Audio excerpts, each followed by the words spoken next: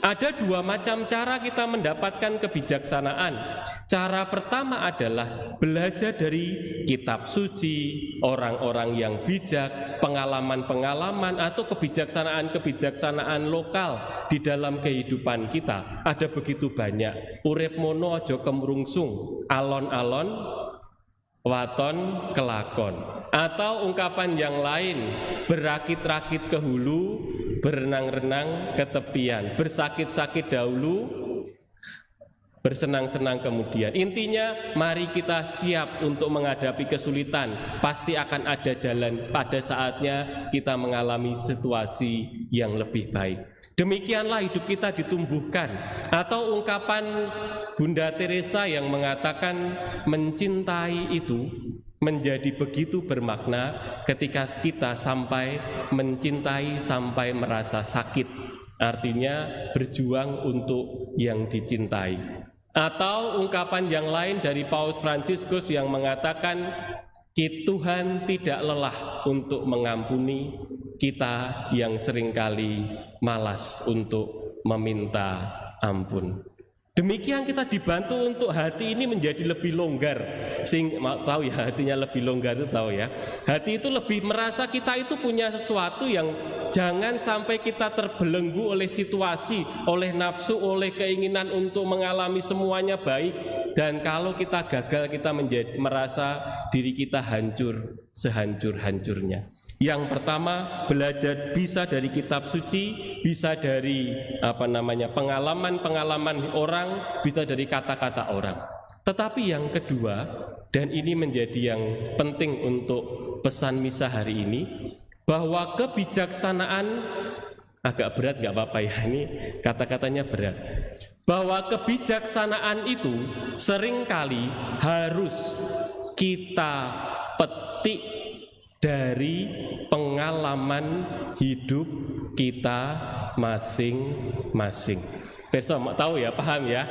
Kebijaksanaan itu harus kita petik dari pengalaman hidup kita masing-masing. Artinya bahwa dalam kehidupan pengalaman-pengalaman masa lalu itu mengajari saya untuk menjadi lebih bijaksana. Maka ada ungkapan orang tua itu sudah banyak makan garam. Artinya menerima, mengolah pengalaman-pengalaman hidup. Kalau hidup saya dulu kemrungsung, hidup saya itu tergesa-gesa selalu, semuanya akan bubar. Maka ke depan pelan-pelan, jangan terburu-buru.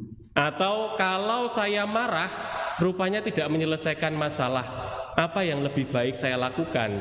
Oh, rupanya harus diam dulu kepada pasangan saya, baru kemudian ketika situasi sudah tenang, kami bisa bicara dari hati ke hati. Kalau saya adalah seorang bapak, saya tahu anak saya ini punya kebiasaan seperti ini, maka saya perlu memperlakukannya dengan cara yang khusus. Kebijaksanaan harus dipetik dari pengalaman hidup. Kalau tidak belajar dari pengalaman hidup, ya kita artinya nanti dikatakan orang tua itu belum tentu dewasa, orang tua itu belum tentu bijaksana. Maka dikatakan wong tuwa ning mbocai.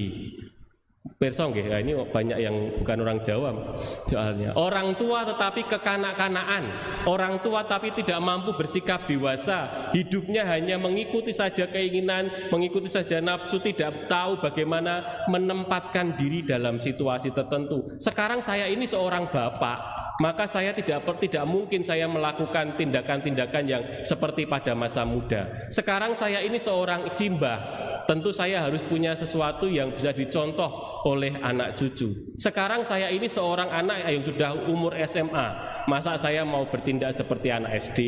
Sekarang saya ini sudah orang yang sudah kuliah, maka masa saya dalam hal belajar masih harus disuruh-suruh oleh orang tua?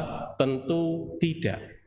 Maka dalam banyak hal penting bagi orang tua, ini pesan kedua, penting bagi orang tua untuk mengajari anak-anaknya memetik kebijaksanaan dari pengalaman hidup.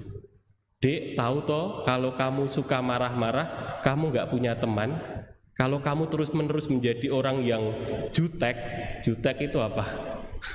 Sukanya marah-marah, kamu itu nggak akan, kedepannya kamu akan kesepian, nggak punya teman. Yuk mulai belajar tersenyum.